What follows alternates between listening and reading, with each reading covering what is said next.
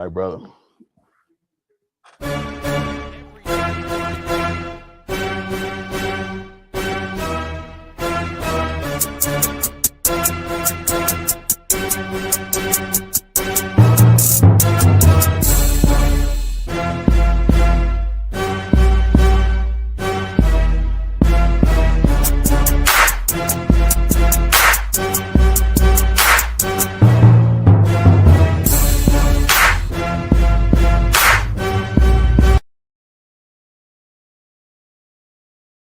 What's going on, great people in all of the great land?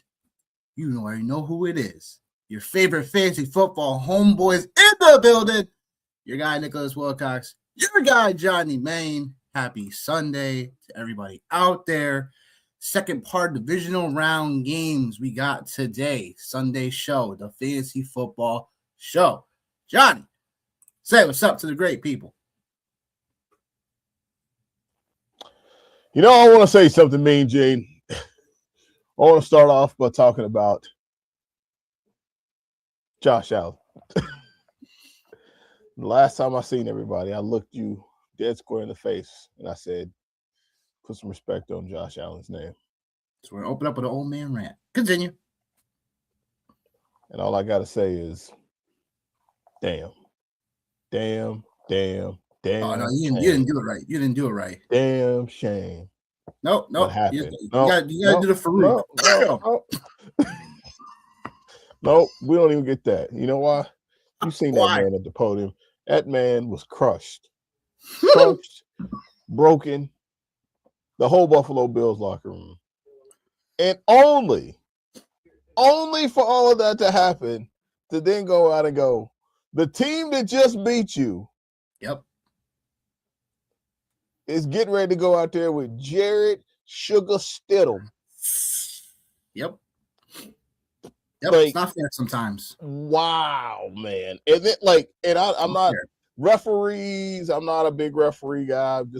But it did feel like, man, at the end of that game, and this was a great strategy by Sean Payton, one of the great masterminds of the league. Just, hey, man, we're just going to keep throwing it deep. We're just going to keep throwing it deep. We're going to keep throwing it deep until we get a flag, and boom, you get a flag, you're in field goal range. Boom, you get another flag, and you're like the second one, maybe, but then you got the Brandon Cooks fiasco. Like, just what wild shenanigans, period. That's why I'm wearing sunglasses, because I've been like Josh Allen. I've been crying all night because I hung my hat on two guys after the Pittsburgh Steelers got eliminated. Josh Allen, and then, obviously, as the entire world knows, my boy, Caleb Williams. But, yes, the Broncos, that just unbelievable, man. Unbelievable. Great game. Great call by you on the over in this game. For sure. I just could not believe how this game ended up shaking out. Like, everybody that was not fantasy relevant did something. We had offensive linemen catching touchdown passes, for God's sakes. God, yo. Yeah. We had Mecole Hardman coming out of coming out of retirement. And Keon Coleman, you good for entertainment, brother.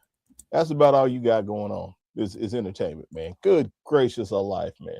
But hey, I will say this, though. I will take a victory lap briefly. Did talk about Dalton Kincaid. Dalton Kincaid. So every time I don't take him, he always does. He always clears his lines. So every time. And then, like on FanDuel, 60% of the wide receivers, and I say 60% because after Troy Franklin and Pat Bryant, that's what it was. About 60% of the field was already dead. Like, they were already dead.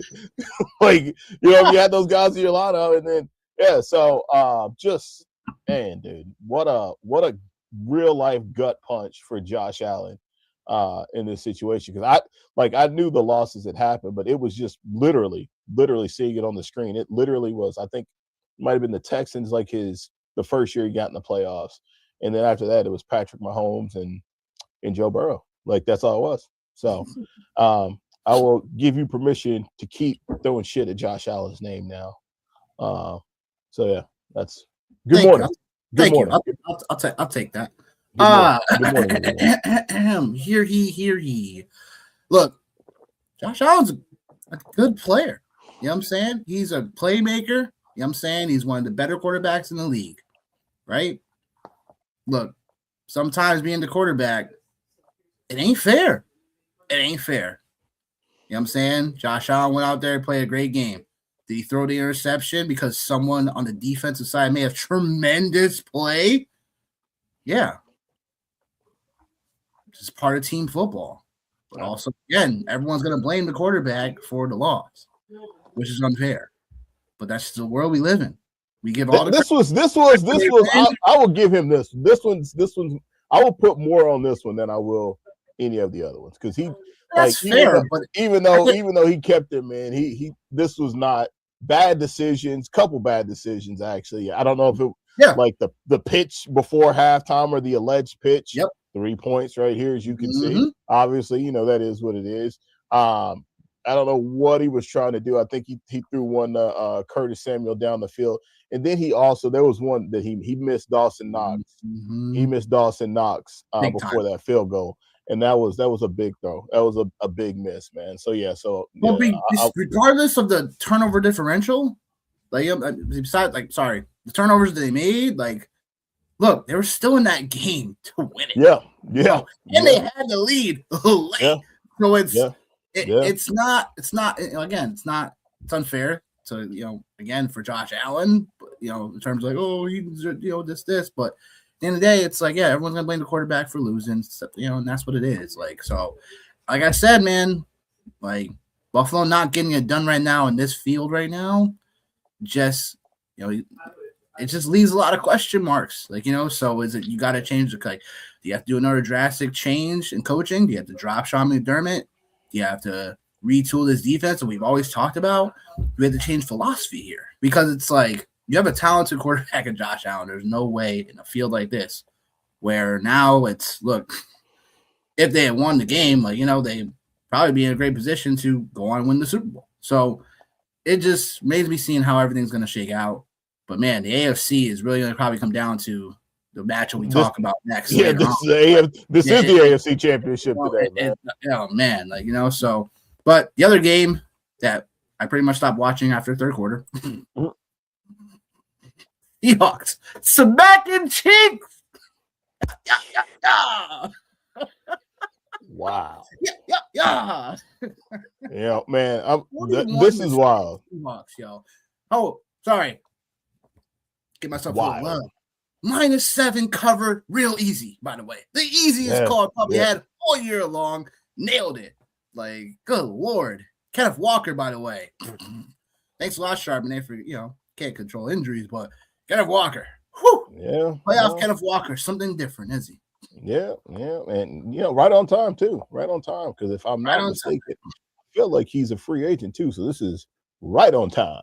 Right on time. Right on time. Right on time, No, dude, the moment that kickoff happened, which, by the way, king of the end zone.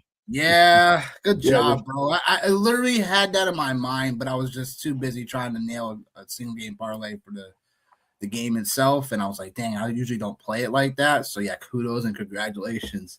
This is another reason why I got the glass on tonight. I've been up partying, baby. You know what I mean? When you get a hit like that right there, baby, you out there living it up. You know what I mean? Living it up, partying it up. $128. What? That's it? That's $128 in American DraftKings king of the end zone currency is all I get to spend. So baby, I was out there balling out, baby. You know what I mean? I put extra cheese on the Whopper last night. You heard me? Extra cheese on the Whopper. Go on, yo. Yeah, man. Yeah. So not a single Whopper, you got a double Whopper. No, I got the double Whopper with cheese, supersized for that king of the end zone call, man. Dirty king. Yeah, no, I just I like that one just because I thought just the Seahawks defense in general, we talked about, man, all the stuff we had mentioned about them defensively, just thought that. And then too, Rashid Shaheed, he popped off too. He's been popping off here as of late, man. A lot of big special Mhm. teams plays, man, which is the reason why they brought him in. And after that first play, man, that reminded me of a game back in my day at Polk High, word to Al Bundy. Uh, get off the bus, man. Guy catches the ball, starts running, gets hit, fumbles. Other team picks it up, scores. That point, man, like it's just not going to be a good day, man. It's just not, and it was a brutal day. And then you talk about injuries again, man. This game featured a barrage of injuries, man. It looks like fading Christian, not fading him, but being significantly under the field on Christian McCaffrey definitely paid off for sure. In this space, he was trending towards the stat we talked about, man, like that aggressive yards per scrimmage number. He was at 67 or 68, something like that, before halftime. So he was trending towards his line, man. Finger, I think, right? Yeah, like that. and his overall scrimmage prop was 112 or 119, I believe. I took him on the under for it, but so that happened, and then obviously Charbonnet, and then Tongs, just 40. You talk about a team that you can't tell me George Kittle is not 30-something points for the San Francisco 49ers. Got a lot of injuries on the defensive side. Got a lot of injuries just in general, but holy crap, man. What a – and then the fake Sam Darnold oblique injury. Yeah. Man, I wish my oblique hurt like that. I could go out there. No, you didn't. You didn't. By the time we actually got on the field, it was it was the game 3 weeks ago. The game 2-3 weeks ago. Didn't need him then. Don't need him now. In this matchup. Now, next game, you know what I'm saying, you're probably going to need him. So, but yeah, the oblique injury, it's what were you doing for 2 weeks then? What the heck? So were you partying, living it up then too? Well, yeah, I'm the first quarterback ever to go to 2 different teams and 2 back-to-back seasons to have 14 wins or more on You know what is funny? You know what is funny, though, actually, as you say that, actually. No one's ever done that, by the way. Nope. Well, not even just that, but there's also another fun stat I seen too. I didn't capture it, but I just seen it and I was like, this is wild. I'm pretty positive Sam Darnold was also in the same draft class as Lamar Jackson, Baker Mayfield, and there's a couple other cats, I think. There's 4 or 5 really, really name brand quarterbacks, 2 wins away from being the first quarterback in that draft class to get to a Super Bowl. That would be insane. Insane. Insane. And then the other story I seen too, and I'll shut up just because this is just what it was yesterday, man. It's been funny. I seen this thing that it was Robert Saleh was the guy that came in, wanted Sam Darnold gone to draft Zach Wilson, and now the irony that Sam Darnold is the one that cooked him this week and potentially cooked him bad enough to not be in the head coach. I was like, what a small world we live in, man. What a small NFL world we live in. Yep, pretty much. I love this. I love these little random weird storylines. They're great, bro. That's too funny though. That's how it was, and that's how it was yesterday, folks. You know what I'm saying? So we got the second half of these things about to cook up. So Sunday show out here, about to get right into it. If you ain't liked or subscribed to the channel yet, please do. We're on the road to 200 subs. Please help us out. Help us out in the community. Help your favorite fantasy football homeboys. Please. So the first game of the 2 games left, we got Texans getting 3 points going into New England. Take on the Patriots. The over-under 40.5, 3 p.m. game. So yeah, look. First things first, right? Houston. Walking in, taking care of the lowly Steelers. Walking into New England, and now with another test. New England, we've seen them put it all together countless times, and it really has just been a mix of Drake May really, being him, and the coaching staff really, McDaniels, you know what I'm saying, really firing on all cylinders and finding ways to creatively just outdo other teams. So the curious question is, can New England in this spot do it one more time? And, the winner of this game gets Denver, who now has to start Jarrett Stidham because Bo Nix fractured his ankle. on the second to last play of that game. So, Johnny, what you got to say about this one? A lot. I feel like I got a lot to say today. I don't know why I'm so talkative. Shouldn't be this talkative, but I am. No, there's a lot of things, man. So I'll start off with the first thing. You're talking about the Texans and just like their challenge that they have. Texas defense so far, just the team in general, 9 games this season with 41 or fewer combined points. That's crazy. Like that's really crazy, and that's the most by any playoff team. And the Texans have also held teams to 22 points or fewer 14 times this NFL season.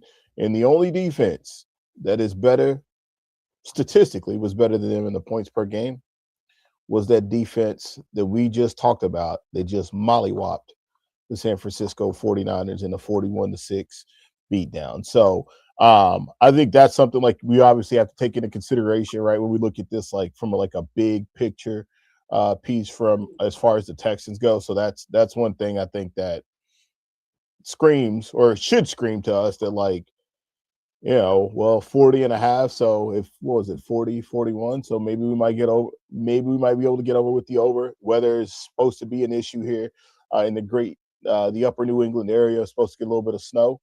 Mm-hmm. So that's something we got to take into consideration.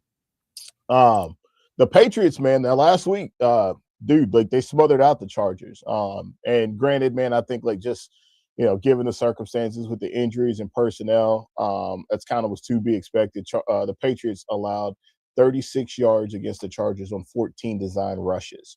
So they really snuffed them out. And I think we all know the Texans have definitely the Texans run game is not very good unless you're going against the Pittsburgh Steelers. So that's just another quick call out, man, is that right there. And then the Patriots, man, like we'll talk about them for a second. We'll talk about the fact as well that like last week, 11 different Patriot defenders generated at least one pressure. So that's crazy too. And I think we also talked about like the Houston Texans and some of the issues like they had. What's up, yo? Yo, what up? What up?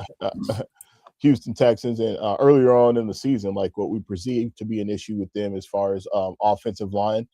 That's something else as well, man. And Drake May, you talked about him, bro. Like Drake May is him. Just some other like random weird stats. Drake May's first career touchdown came in week 6 of 2024 against Derek Stingley Jr. and Keyshawn Booty was the guy, man. So Drake May he's not afraid of Stingley at all, period. But also too, man, Stingley, we know he's got an 8% completion percentage on big plays, man. So he's only allowed 86 yards and 1 touchdown so far as deep plays go. So that's obviously an interesting matchup as well. And then the Texans side of things, it's going to come down to the Texans run game. This is what I think anyway. The Texans run game or their inability to run or whatever you want to say, there's that. And then CJ Stroud inside the red zone. That's another piece, man. CJ Stroud has completed 66% of his pass attempts against man coverage in the red zone. That's third best in the NFL with 11 touchdowns and 1 interception. Now, the Patriots themselves have allowed 64.7% completion rating, which is the third highest in the NFL when in the red zone, when playing man coverage. So, no, it's not just as easy and not just as simple as, well, don't play man against CJ Stroud. It's just not that easy. If it were that easy, they just wouldn't do that, and obviously they would win the game. So I think those are a couple of things to call out as well, just from like what I'm looking at. And then my last 2 things, man, are just experience-wise. The Texans their rookies have played the 5th most of any team in the NFL. So I think that's something to be said. Obviously, we all know Nico Collins isn't going to be with us today as far as the game goes. So obviously a couple of rookies are going to have to step up. Definitely Christian Kirk is probably – I'm saying this and it'll probably happen, but Christian Kirk will probably not go out and have another career game like he did against the Steelers. And then CJ Stroud, man, his stats without Nico Collins, he's got an 85.9 passer rating, 9 touchdowns and 5 interceptions in 8 games without Nico Collins. So with all that being said, man, this just feels like this just feels like a spot for Drake May and the Patriots to win this game. And man, I'll circle back around one last time and just say, all jokes aside, man, really shitty situation for Bo Nix, because that was actually like one of like the underlying storylines like I was looking forward to was, 2 quarterbacks from the same draft class having the opportunity to go play and to go play for a Super Bowl, man. So really upsetting that not gonna happen given the circumstances, man. But yeah, so that's a long-winded way of me just saying like, hey, give me the Pats. Give me the Pats in this space for sure. And after you chop your stuff up, man, like we'll go over a little bit of ownership here in the DFS side. Makes sense. Both of these teams, I'm pretty proud of, actually. I like both of these teams for different reasons. It just feels weird saying I like the Patriots. And it just, I think this game for me comes down to CJ Stroud. And my bias on him in road games. He doesn't always do the best in road games, and then now we're implementing the snow conditions in New England, where what happens up here in New England, just magic starts happening, literally. Yeah. Fairy dust just everywhere, right? My sarcasm way of saying that New England just find ways to win ball games when they're at home. So that being said, look, Texans defense, we already know what it is. You know what I'm saying? Ranked second in DVOA. As a defense, I mean, it's been no-fly zone, shutdown zone for most of the seasons and most matchups. Second in points allowed, and then first in total yards allowed, and then sixth defense on third down conversions. So this defense is the best of the best. Denver was on there on par, but we all know Houston's defense has been the best all year. I just think in this spot, give me the Texans +3. I feel like New England may still find a way to squeak out of this. I just think that when it comes down to it, we know the Chargers defense was somewhat decent, and they gave them a fight for most of that game. It was probably until middle of that third quarter where the Patriots really started figuring some things out. But again, for Houston, they are a good coverage defense. They play both zone and man pretty equally.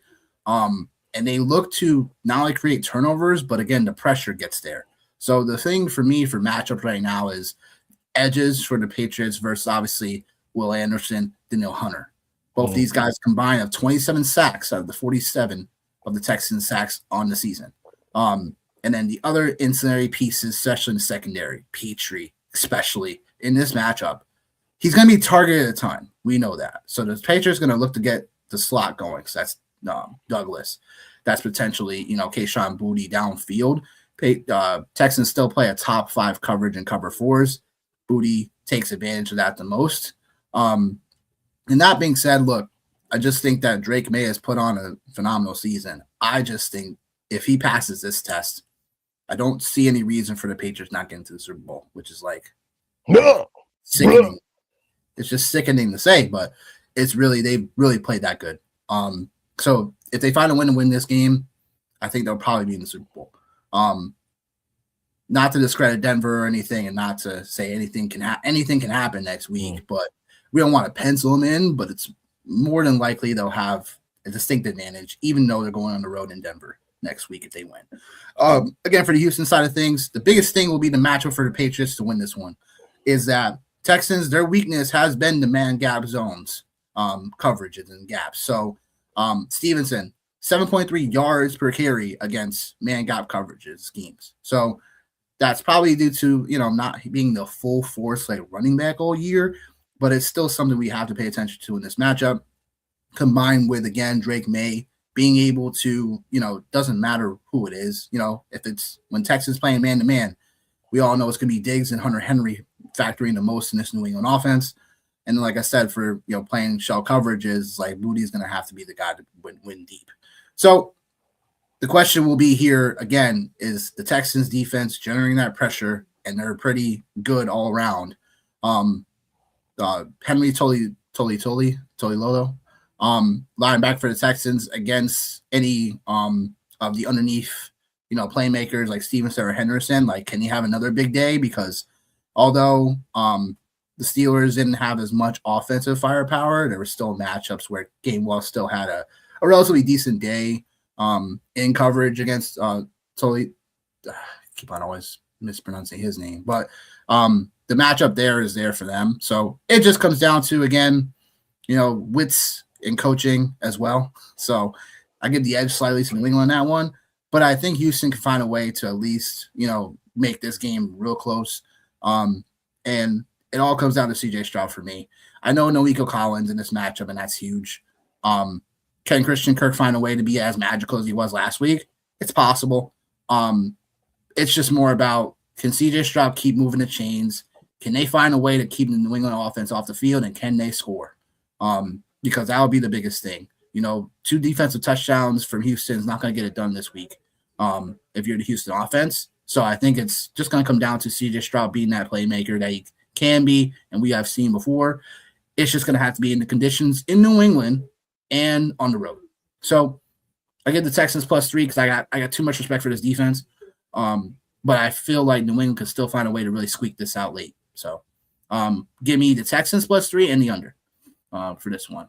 And Albert saying that Texans will win. Very happy about the Bills being out. I am too. Please, we're the Patriot Bills fanatics. Always talk about Josh Allen. He is home sleeping. I don't know if he was sleeping, man. Josh Allen. Not sleeping. Yeah, not be on the plane back home, but yeah, I don't know if he's sleeping. At home. That was crying. Yeah, I was about to say that was tough, man. That was a tough one to watch, man. Sure was, but that's cost of doing business, man. It sure is. It sure is. So I mean, look, it will be like I said, a number of different matchups in this one. Can the Patriots be effective on the run game? Can the Texans defense slow that down? And then can the Texans score? That'd be the keys to watch for that one in this one. Bears, Rams, -3.5 favorite going into Chicago to take on Johnny Maines, Caleb Williams led Chicago Bears. Over under 48.5 to 6:30 p.m. EST game time. So your second favorite team, the Rams, or is it a third favorite team, or is it a second and third? Which one is it? We all know Seattle's your favorite team. These were just teams. Or these are all your kids, and then the Steelers is what? Like, so what would be the Steelers? Listen, if we're talking about pimping, baby, the Steelers, the Steelers is my main.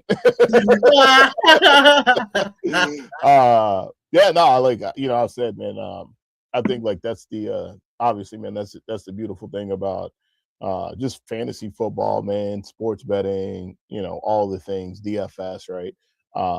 Gives you the opportunity to kind of, zoom out, if you will, and take a look at some teams and some situations that you enjoy a lot better than other ones. And, the thing with Caleb Williams was it just really started for me, like during the off season, was just like, all right, like this Ben Johnson move,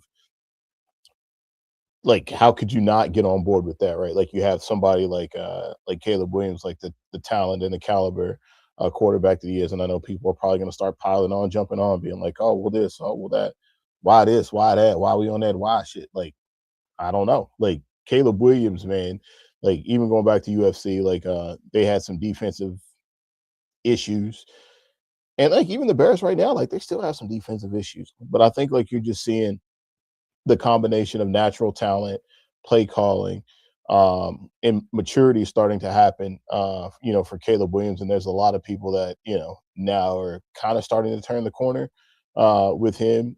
And like, yeah, his fantasy season, like it wasn't great. He had some moments where like he absolutely ripped it up.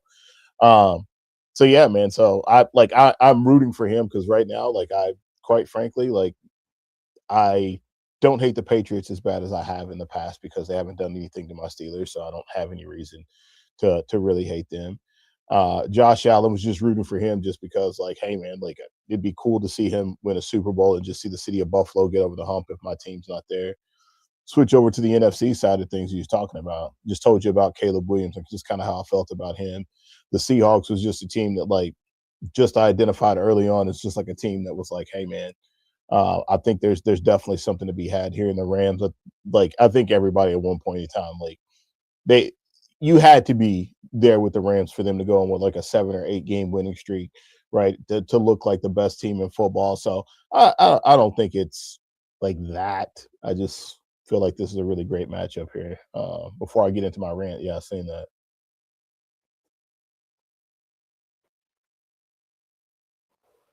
You muted. You muted, Mike. Nick, you're muted. I'm back. Yeah, basically, what do you think about Cam Ward? He said I'm a tight end fanatic. So, what do you think? Is he a good or a no? Like, let me know. You good or no? Let me know. I guess I don't know. It's hard to say about Cam Ward. I really kind of. I feel like this is. In some ways, I want to throw out his rookie. I just want to throw out his rookie year in general. I don't think we got the best Cam Ward this year at all. Just because of certain factors of like rookie years are going to be what? We don't really count them as heavy, right? It's only like after this where it's like we kind of start we start knowing a quarterback for what he is. I'll say there's better days, I think, for Cam Ward. I think when the nucleus gets better around him, similar to Caleb Williams, I think we'll probably see some better days from Cam Ward. But that's just my personal take. Yeah, Cam Ward was a guy like I liked a lot during the offseason. Like I was very adamant about liking him, very adamant about liking Calvin Ridley and just the Tennessee Titans situation. Like I thought, like yeah, feels like we haven't talked about Calvin Ridley in like in forever. Yeah, months. Yeah, he's somebody that's kind of dead to me right now. But like I think like with the Tennessee Titans having $100 million in cap, obviously they have some space now, not like literally and figuratively, to bring in an offensive minded head coach, right? Like, which I think that's what you got to do if you're the Titans. You got to get a head coach and you got to get a regime in there who works well with quarterbacks and is offensive minded. I think anyway. So I think Cam Ward will get there to Nick's point. I think he'll get there. Like I believed in him this year, so like he'll probably be a guy I'll probably go back to and revisit because it was kind of the same thing with Caleb Williams last year. So I'll probably go back and revisit it with Cam Ward next season because I do think that there's definitely an opportunity, and I think there's also an opportunity for them to land, whether it's through the draft, right? Because like obviously they have a pretty decent draft pick, and they also have some finances as well. We just talked about, and I'm just being dramatic, of course, as I always am. Ken Walker, like, just kind of thinking out loud, like, that'd be like a nice change of scenery for him, like somewhere where he could go get paid. There's guys like Tyler Algier out there when you think about like the run game. So there's a lot of moving parts, but I definitely am with Nick on, I think Cam Ward. I think he'll get there, man. But going back to the Bears, game. This game is actually going to be really crazy because there's actually some things too, little NFC North familiarity, if you will, with Ben Johnson and Matthew Stafford. That's kind of crazy to say out loud, right? Yeah, that's crazy. That's crazy, man.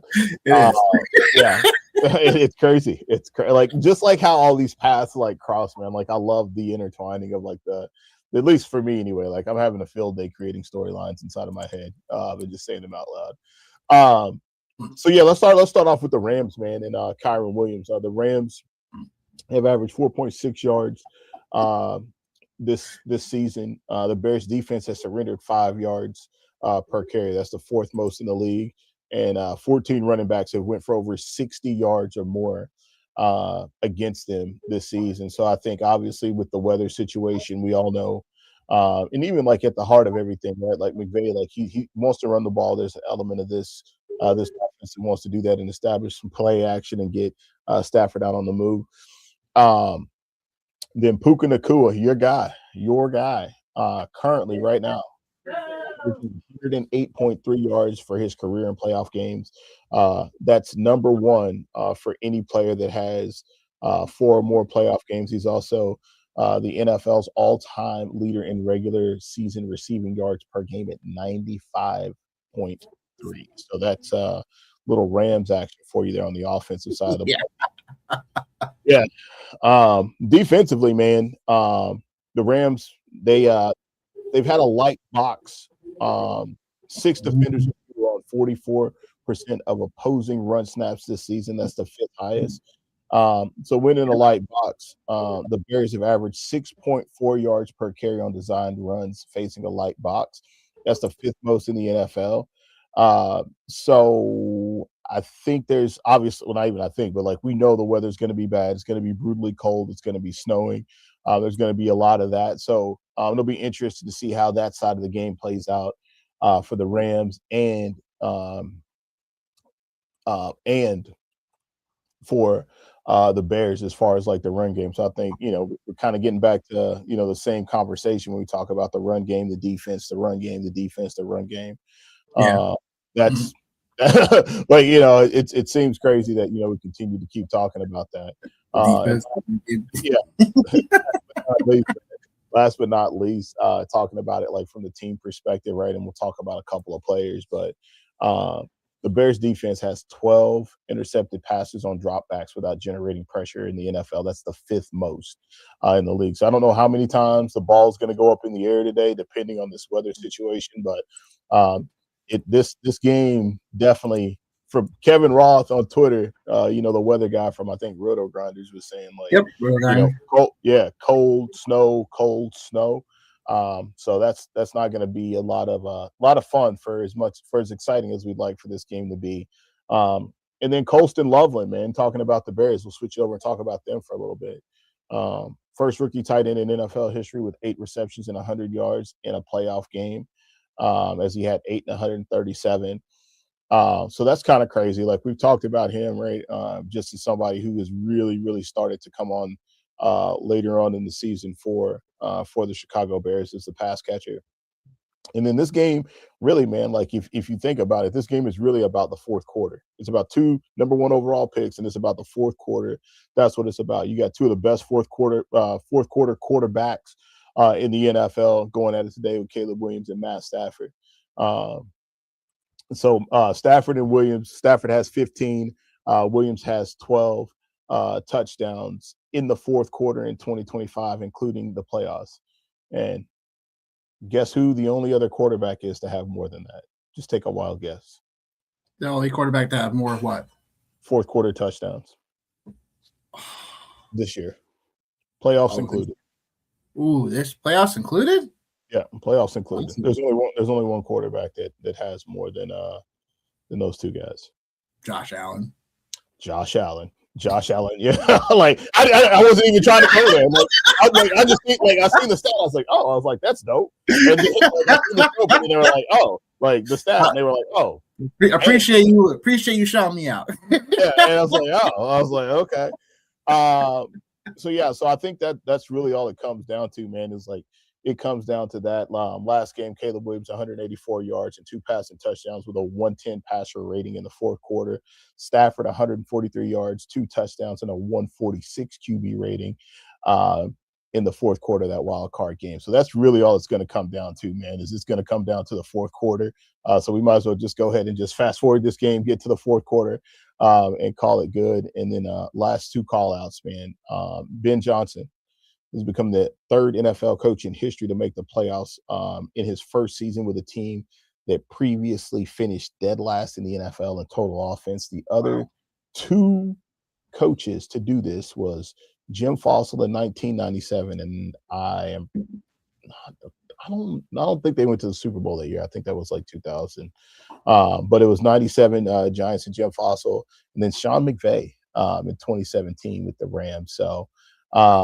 So those were just a couple of things that like I thought were really cool. And then Super Bowl. They ain't going to the Super Bowl that year. Yeah. No, they just got there. And then there was one more. Oh, yeah. So last one, man, and then I'll pass it to you, man. Since 2021 games played out in outdoor stadiums that have had rain or snow at kickoff have averaged a combined 40.9 points. So take that as you will, take that as you may, take that as you must, but just know in the stats, I trust. So yeah, man. So I think like obviously like I'm gonna go with the Bears. Just because I think like the conditions I'm not worried about. The Rams played a hell of a game last year. Uh, they had Philly on the ropes last year in some conditions that were I don't know if they're going to be as bad as today, but they were pretty rough. So I don't subscribe into the theory of like the West Coast team, the California kids coming out here and playing in the East Coast or just inclement weather at all. I don't subscribe to that. Matt Stafford's awfully familiar with it, and as you talked about, like with the Patriots game, like the Patriots inclement weather. C.J. Stroud, man, he's an Ohio State kid, man. He played in Ohio, so like this is just another walk in the park for him, man. So, yeah, pretty heavy on this game actually. We'll get to that later. It's just there's just so many matchups in this game that I kind of like. For DFS purposes, I'm just. Sometimes you get afraid of the weather. Other times the matchups you just can't ignore. So, I like the Rams in this spot. I don't buy into this notion of California kids stuff like that. If you know how to play football, you know how to play football. No matter what conditions. I do think that the spotlight matchup for me in this spot will be, because the Bears defense just got even more weaker. Losing TJ Edwards, basically their, on defense. Yeah. It's not usually good. Fair. Usually not good when that happens. And Chicago, again, we talked about them. They are the most optimistic defense in the NFL, but they still give up a ton of yardage. And they still give up, a decent amount of points. Hi, Wendy. Yes, we're talking about Bear down. I'm with you. I'm riding with you today, Wendy. Caleb Williams all the way. Let's go. Yeah, Johnny's got the +3.5 today. I'm riding with you. But yeah, I got the Rams in this spot, and the reason being is because again, like CJ Edwards' injury was something that you just can't unsee. And this unit, although they got shut down corner Jalen Johnson back, which should slow down Puka Nacua a little bit. The only way it won't is if Sean McVay is really going to be able to mismatch him in the slot, be able to take care of mismatches on the slot. And mix them around the whole rotation, which McVay can definitely do. So Jalen Johnson should definitely shut him down. I have respect for him. So I do think he won't completely shut down Puka Nacua, but I do think that he can slow him down in this spot. So that's where there's a reason why you brought in Devontae Adams, right? Ready to go, healthy. And overall, he should be able to take advantage of some of the other matchups when they play him on the boundary. I mean, sometimes they play Adams in the slot too. So I think this game really boils down to Chicago Bears defense. Can they get any type of pressure? They haven't gotten a ton of pressure this year on offenses. And the Rams get back Kevin Dotson back, their right guard, who when he's been in the fold, the Rams running attack has looked a lot more polished, a lot more better. So Kyron Williams, Blake Corum, if we're getting the snow, and even if Stafford's so-called not 100% healthy, just like Sam Darnold last week, this upcoming week. It's going to be something where we got to just look and pay attention to. Like, don't matter if the West Coast kids come into town. Rams know how to play football. And the Packers shredded the Chicago defense last week, 325 yards for Jordan Love. So now Matt Stafford coming into the fold. This should be a spot where this offense for the Rams should cook again. And this is where Caleb Williams is going to have to be a magic kid one more time in this spot at home. So I know the conditions, this sounds a little crazy, but I just like the over. And even in conditions like this right now, I think these offenses are definitely the Rams defense has been a bit better, but even last week against Carolina, like Carolina's still shredding them up. So it'll have to come down to a few plays on defense for the Rams to get this one done.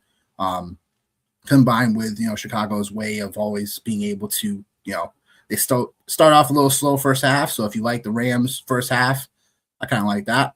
But I think Chicago always has that ability to come back. Caleb Williams has that comeback power, and you just never know how things will shake out. So definitely stay tuned. But I do like the Rams overall in this one, slight over, because there could be some plays that just happen out of nowhere, and it could push the over. So, but yeah, talking about Patriots, no, Christian Gonzalez I saw was definitely in play. So I'm not sure. Yeah, I saw Christian Gonzalez is definitely active today, which is good news for the Patriots. Rams are 65% winning this game. Yeah, I mean, I don't like looking at all this hoopla about the percentages of who's going to project it to win and stuff like that. It has a space, but it's never. There's so many things that happen live in game and football in any type of game that where it's like adjustments just happen out of nowhere on the fly, and that just throws everything off. So, like I said, like the Rams in this spot, I think again them getting Kevin Dotson back is going to help their run game in this spot, keep things a little bit more methodical for the Rams, and I do think Chicago, like I'm not going to ever count out Caleb Williams in this team. I do think that from a schematic standpoint that they can do similar things that Carolina did last week. So, fourth quarter, down by 2, scores down by 14. Who are you taking? Because I think that's really what this is going to come down to, man. Again, like it's going to come down to that right there. It's going to come down to the fourth quarter. And which quarterback is going to be able to make plays. And there's another caveat that like I have, again, just it is what it is, right? But like a lot of teams have been pushing and pulling and prodding and poking at this Rams coaching staff this week, notably the Pittsburgh Steelers, the Cleveland Browns, notably, right? So like I think there's also something to be said like in that space as well. Not that I'm saying like that's a determining factor, right? But just like, and these guys are all pros, man, right? But just for a while, it looked like again when Buffalo was looking like they were going to win that last drive of the game, like Vance Joseph, I don't know, man, he may not get as many this. Was he too focused on this? Did he not have his defense ready? I heard those narratives. Yeah, like I think they're always narratives, right? They're definitely things in the atmosphere. Yeah, they're definitely narratives, and like I could again, like with 24 hours in a day, all this is happening, man. You only have so much time, right? And I think like the Rams coaching staff is well prepared. I think you can definitely see that from like a Mississippi mile away. But I think again, man, it's just like another narrative just to just to throw out there. So definitely. The one thing like we didn't get a chance to hit on, man, is we didn't get a chance to hit on ownership. So man, I'll hit on some ownership real quick, and then I'll get us popped up here for to build a lineup real quick. So overall today, DraftKings Sunday slate only. I'll go by position here, give you the highest owned player and the lowest owned player, so that way you can make whatever decision you need to. Drake May, no shot, 35% on DraftKings. CJ Stroud, 12% owned as the lowest. Highest owned relevant running back, because again, we have to kind of look at it through a different lens at this position. Kyron Williams, 43% owned as the highest. The lowest running back that's inside the rotation is actually Travion Henderson at 21%. Receivers, no shock if I told you Puka Nacua was going to be almost 81% owned today. Yes, of course you would believe me. And then from there, it's kind of tricky, right? So I'll just rip off a couple names real quick. Kayshon Boutte, 19%. Pop Douglas, 3%. And then you have, yes, I mean, that's it. I won't go too much further because the rest of those guys are like 1%ers, 1% owned. Tight end, I think we can all know where this is going. Colston Loveland is the highest owned tight end at 40%. Tyler Higbee at 11%. And then interesting stat actually about Davis Allen. I didn't really have a space to like talk about him, or like it didn't come up kind of in that space, but just seeing it in tight ends now. I think Davis Allen actually had more snaps than any Rams tight end this year. Just a quick call out. Texans, 29% owned defense, and then the Bears coming in last at 17%. So just a little high-low for you as far as DraftKings ownership goes. we'll get ready to build up here and yeah, yeah, we'll kind of take it from there. So I don't know if you've seen that question in the chat, man. I did. I wanted you to keep going though. Oh, Wanted you to finish. Do we think Sam QB Darnold, if they get to the Super Bowl and they become champs, will he be MVP? Until we know the matchup, really, like it's kind of tough to say because Darnold has looked so far in the playoffs, not like he did in the regular season, because they've really not, they only play one game, so like they haven't really needed him yet. So it'll be interesting to see if they actually, they get a matchup where most likely they'll need him, like against Houston, they'll need him, like if New England, they would need him. So next week, whoever they get, they're gonna need him. So whether they get the Rams or the Bears, like you just never know. Because the Seattle run game can be sustainable throughout the next couple games if they get there and win. So far, Seattle run game has looked magical. Kenneth Walker has come to the surface. But that's all I have to say about that. Anything to add about that one? No. I think my best guess. Yeah, guy. So my best guess would be I don't know. I haven't like dove into it yet, but my best guess would be, but probably just trying to get like a little leg up on potential Super Bowl odds. MVP odds. Yeah. You know what I mean? So love that for sure. All right, so here we go. Let's do it. Did not cash yesterday. I know. Zach Charbonnet injury. Definitely got us for sure. A couple of other spaces too that we kind of missed on, but overall, like it wasn't a bad build. So nope, we were right about James Cook. We were right. About James. Yeah. James Cook, Dalton Kincaid. So I think we start off with, I think really the biggest question is Tapuka or not Tapuka. It's the biggest question, man. Yeah, it's the biggest question, because if you don't go with him, there's gonna be salary left on the table. If you Puka, you get a lot of different options. Like your wide receiver, you obviously have to pay down. So if you're paying up, you got to find a space to pay down. So you could pay down. You could go Puka, and then you could pay down. You could we could go inside of like this. Caleb Williams. For me, I think this slate, it's either Caleb Williams or Drake May for me, like in this spot. I think that's really it. And then I think you could obviously pay down at running back as well. I think obviously looks like the Rams run game is where we would want to go.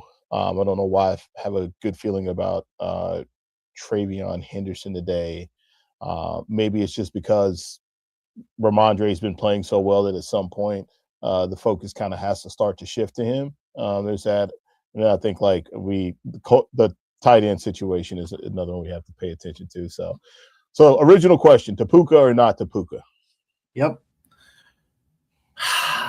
I'm not Puking. Not Puka. Reason being is because the ownership is going to be crazy. And I know the Jalen Johnson matchup is something that I know the Bears defense in like as a unit, like always gives up a ton of yards and everything. I just respect Jalen Johnson a lot. So just enough to where like if I'm paying $9,000 for Puka Nacua, like just give me Devontae Adams in this spot, just because I do think for a little bit in this game, like he should get slowed down.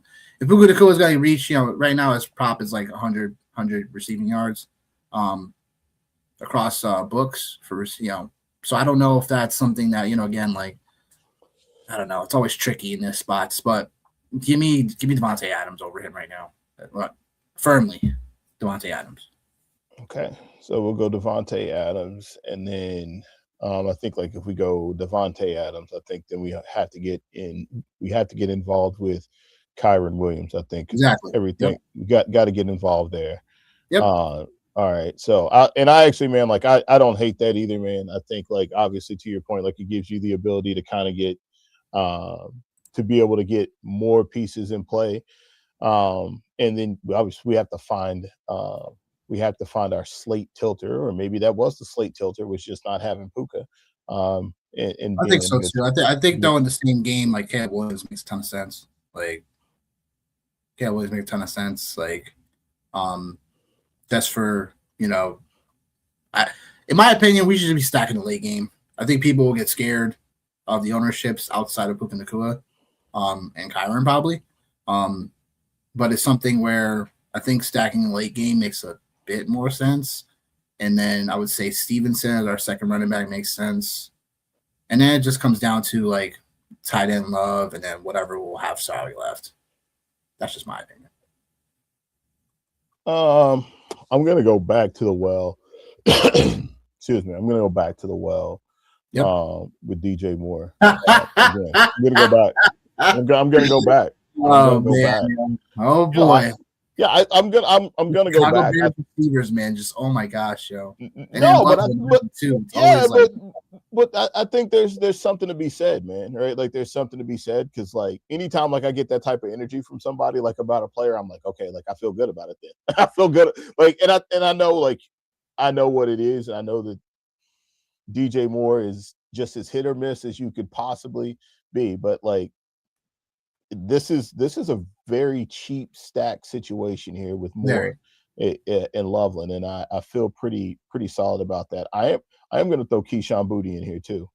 I'm going to throw him in there because one of the stats I did not actually get a chance to hit on, and I was like, oh crap, man! I was like, I totally forgot about it.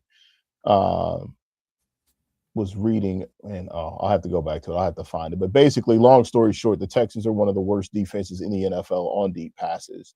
Right. Period. Right. And so it's just a matter of like, hey, like, is it Stingley? And as you mentioned, Petrie was somebody, and you know, in the most recent segment you were talking about and kind of highlighted as somebody that will get tried. So like Keyshawn Boutte is somebody I definitely feel comfortable going to. We got 1,500 left. So we got to get in here in the running back world. And then is it like maybe Kyle Monangai? I mean, we're in the Kyle Monangai, Blake Corum, Travion Henderson space is where we're at. So I guess like out of those three young bucks, who do we feel like is more likely to see a bigger role? I think Travion. I don't know why I just got this gut feeling about Travion Henderson today. I have a gut feeling that like if there's obviously a big play that's going to happen, like it's going to be with him. Like they haven't used him in the passing game. Vrabel feel like this is in McDaniels. This is a time where like you sit on all the stuff you've been holding on to for all season long, formations, tendencies, et cetera, et cetera. So like, is this a game where this happens? I don't know, but I'm willing to put my money where my mouth is with that space with him. So Travion, and then defensive. Well, yeah, we'll go defense. So we can then figure out what we need to do with flex. Yeah. I know. Yeah. They all have their outs right now. They do defensively. Yeah. So I'm just gonna say if we play the Bears defense, which is the cheapest, then what does that give us the ability to get to? And really that gives us the ability to get to everybody else. But then like if we switched it over and we said, okay, like let's play the Patriots defense, what does that give us the ability to do? Everything that we need to do in general. So really now it's just about, okay, which defense do we feel the best about? I think we've talked about it for whatever reason. I think the Patriots is probably feels like that's the best avenue to go down in this space. They've had some special teams, big plays. I'm just trying to look just to see like where would it be? But it doesn't though too, and that's like facts. And Will Campbell, dude. That's just something people also didn't talk. Will Campbell had his hands full last week with Khalil Mack. Sure did. No disrespect to Khalil Mack. No disrespect to Khalil Mack. No disrespect. But them Texans edge rushes is hell in a handbasket. Uzier was killing them, yo. Yeah. And dude, he's a freak, man. That was a guy I was like, yo, I was so happy to see when Baltimore traded him because, like, I remember looking at him in a couple of games. I was like, this dude might be like, he might end up being one of the best in the league defensively, like as far as defensive line goes. But anyway, so yeah, it feels like, and So Patriots or Texans. So really, it feels like that's the game we want to go to. Is those two games. So or one of those two games. So, but it doesn't change anything. So really, let's just get to our flex then. So it's we can go. We can go DeAndre. Yeah, we can go DeAndre Swift. We can get to Ramondre Stevenson. So this is a great spot, man. We have the opportunity to get to 3 starting running backs. Yep. And so it feels like I feel like Swift's probably the best answer. It feels like it. It feels like he's the best answer to go to. Is it Stephon Diggs' revenge matchup in play? Oh my god, dude! Oh my god, I can't with that guy. Maybe I can't either. He's a headache because you can't predict what it's going to happen. You can't. Is it possible? Yeah. I think obviously, not to be like redundant, but I think there's obviously 2 scenarios: Stephon game revenge narrative. Yep. Stephon Diggs crash out. Yep. So there ain't no in between. There ain't no in between. No. And then the other part of the equation, if not Swift, do you like Rome Odunze then? Oh my god, I'm not going there. Like, no, I can't imagine anybody is playing Rome Odunze today. Can't imagine it. That's the point. Can't imagine. Actually, people are actually playing them. They're playing them at 24%. And like DJ Moore and Kayshon Boutte are from an ownership side are actually under Rome. So like we're in a good space, I think anyway. Like if we want to if that's like one of the things we want to talk about is ownership, we're in a good space with that. I wonder. I'm just gonna see something else, man.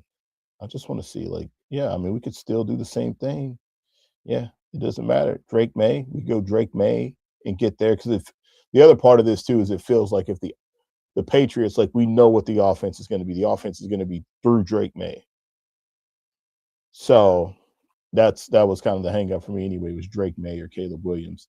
I kind of looked at some of the stuff last night before I went to bed. I was like, oh my God, I don't have the brain power to put together. Yeah. All the partying I did with my 128 DraftKings dollars.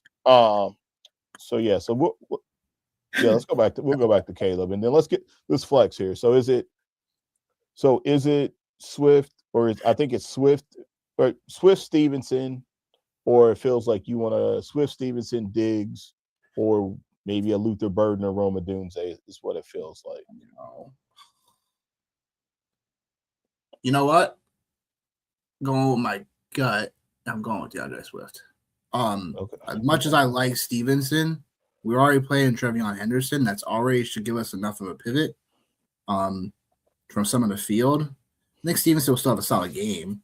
I just think that I think Swift. There's something about Swift right now for me. Like he hasn't gotten like the love and usage yet because of the Benungai situation, but I think he's totally a nice like little thing to if we're going late game, if we're pushing late game in this lineup, like I think he's someone we can get to away from the overall spot. And then we didn't talk about tight end. You're really locked in on Loveland. Well, I mean, I want to hear what you got to say, for sure. Because I mean, I was just thinking, I was like, man, it's like we don't have I was thinking 2 things. Number one, man, there's a lot of Bears in this lineup. We got 4 Bears in this lineup. No, but it's because we expect them to play from behind, so that makes sense. True. Logically, makes sense. Yeah. So I was thinking that, and I was like, we don't have a single Houston Texan, and really, the Texans are the real value on the slate. Really, they're the real value. Right. The pass catchers are a value. Yeah. Woody Marsh is a value. Higgins, stuff like that. Like the one place that everybody is going for the Texans is defense. So let's take out Loveland for a moment, and let's take out Keyshawn for a moment, and feel like where we're at. Man. Not to say we can't go back here. Yeah. Let's put in Parkinson. Oh my. What? Okay. All right, hold on. Or Schultz. Hold on. Your guy Dalton Schultz. Yeah, I don't mind Dalton Schultz. I really don't. And maybe I'm just like I'm in my own space. It's tight end roulette for the Rams. You already know that. I know it's tight end roulette, but like I just feel like if you're paying down, like if you're reaching down for some of these other players, Yeah. like you're reaching down because like you have a high end player and like everybody else on the board, like we don't have Puka. So like, is that bill going to be like drastically different? 1,000% is going to be drastically different because we don't have Puka and we're reaching down. So if we reach down to Dalton Schultz, Yep. which I could talk myself into that being an okay play. Now, if we take out Keyshawn Boutte, it leaves us 61. Well, if you take out Boutte, yeah, you're at 61, and then I mean, you could go.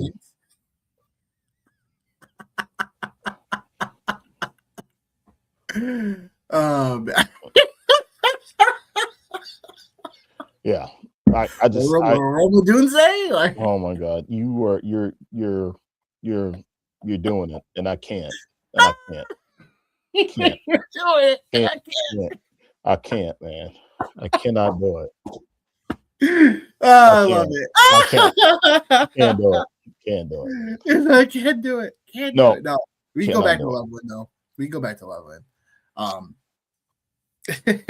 But it's just something we gotta play scenarios out and be okay with our decision. Like so. No. So Caleb, wait. We got still got 500 left. Yeah, well, like that's the thing though. Like we don't have to like max out the lineup to get to we don't to spend everything. But not like, this point here. No, so Caleb Williams, mobility, come from behind. We got to assume they're playing from behind. Kyron Williams, the Bears have not been very good against the run. Nope. Travion Henderson gives us like stupid upside on home run plays if that happens, with a lot of focus now being on Ramondre Stevenson. So that's a thing. Devontae Adams, like we know what it's going to be in the red zone. So I think like we're just kind of like securing red zone target and red zone play with Kyron Williams and Devontae Adams. DJ Moore and Keyshawn Boutte. Keyshawn Boutte is also another big time down the field play. Loveland has been a target hog so far. And then Swift, he brings upside like in the passing game and obviously just from the volume side of things. So this now feels like the Bears, we're saying the Bears dub. So what's Stafford's percentage? Just curious. Oh, what's up, Matt? What's up, Matt? What up, my guy? What's up? He actually lives around your area. Yeah. Yeah. Oh, sick. Stafford is 30%. Yeah. So Stafford's 30%. Caleb Williams is 23%. Drake May's 35%. Yeah, I can understand why Drake May's 35. I feel like this is it. I think like the only argument like we really have is like if we wanted to go, I'm going to mess with some Patriot stuff real quick and see like what that looks like if we do it this way. So so we just don't have a chance to get to Diggs if we swapped out Henderson for Stevenson. Right. So yeah. So that's it. I love it. All right, cool. Sending it. All right. Perfect. All right. Well, we got the DFS side of things out the way. And now we go to the final segment. Next prop shop, still 59% on the year, 171 and 115 on the year. 5-3 record yesterday. Called that Seattle -7. Ooh, so easy. Fuck the Niners. Now we're getting into props. I think I got another 8 for everybody here today. So going to the Texas Patriots game, got Stevenson 60 plus for scrimmage yards. This just goes to the man gap concepts that Texans run on the round. So if you want to take the 40 plus rushing, I wouldn't mind you doing that. Like I talked about earlier, Stevenson averages 7.3 yards per carry against man gap schemes.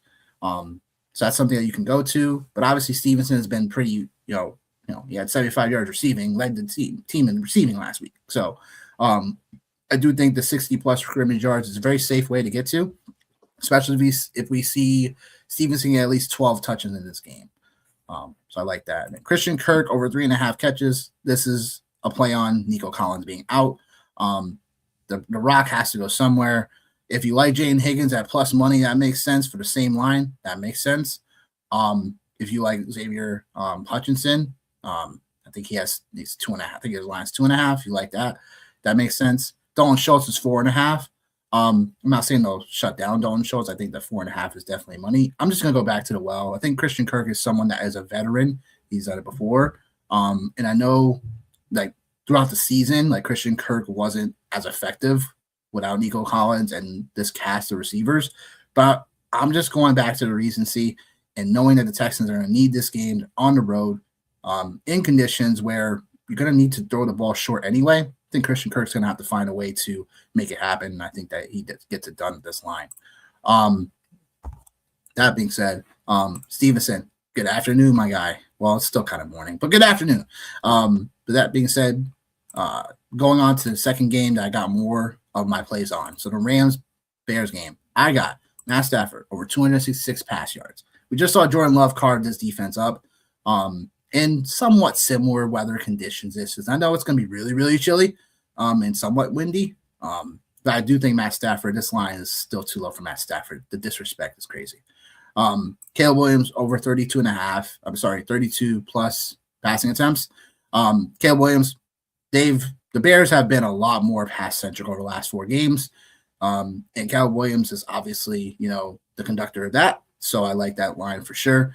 Kyron Williams, I'm going back to the money train. Every time we take Kyron Williams for this line, we've bet him 4 times this season. He's come through for 3 of the 4.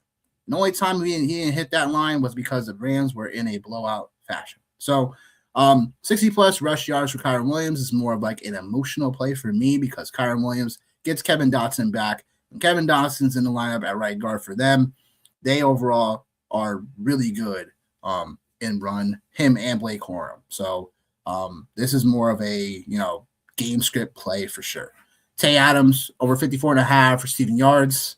Talked about it earlier. Jalen Johnson matching up with Puka Nacua. I'm not expecting him to shut him down, but I'm expecting him to somewhat slow him down a little bit. And that's where Devontae Adams and Stafford, all know they have the touchdown connection. We know they have the connection in general. I do think that playoff Tay Adams is going to have to show out today. Parkinson, I think the line's a little too low, over 20.5 receiving yards. He's played in these conditions before, going back to Seattle days. So I'm not concerned about that. I do think the rock has to go elsewhere when, Jalen Johnson, again, this is a play on that, checking it down. And although it's a very pretentious situation with all the other tight ends in the spot, I just like Parkinson for his length. He's the tallest out of all the guys there. Roma Dunze, this is a play on him still being the Bears wide receiver 1. 35-plus receiving yards just feels too low. I know he's coming in with a questionable tag, stuff like that. I do think the line's a little too low. Roma Dunze got there last week for us. So I think in a spot where Caleb Williams is going to be in a situation where, once again, he's going to have to show out and get Chicago to the conference championship game, I think Roma Dunze will have to play a role in that. So those are the plays for the prop shop for this week. Dope. I'm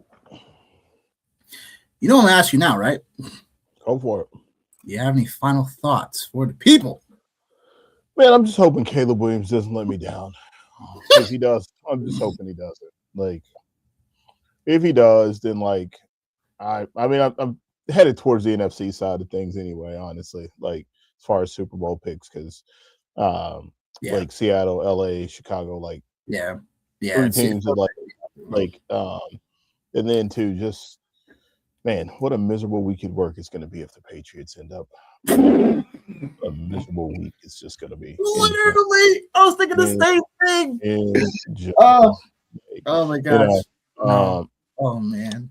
Yeah. I don't have anything else to rant and go crazy about. I think I got it all out for sure. Other than the fact that, Nick mentioned earlier, man, grinding to try to get to 200 subs. Yo, what up?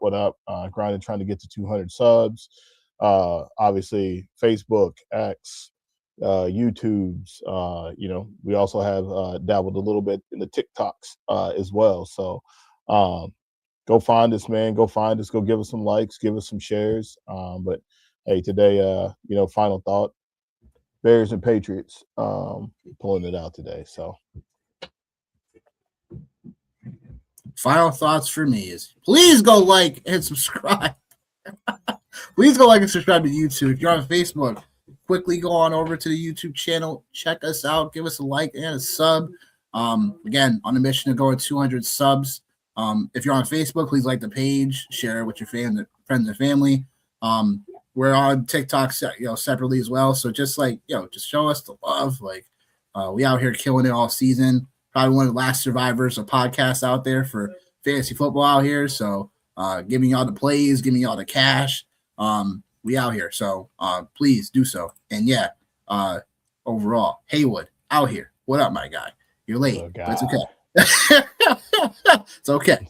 Right. That being said, we overall out of here. So final thoughts for me. Got these Texans and I got the Rams pulling it out. And I swear if New England, man, it's gonna be a long week for both of us. It's gonna be a long week for both of us. I'll just say that. It might be a long 2 or 3 weeks as well if everything pans out how we think it's gonna pan out if that happens. So that being said, I wish y'all a fantastic day. We wish y'all a fantastic day. Enjoy football, enjoy the family, get y'all ready for the week. Until the next show, we out of here. Peace.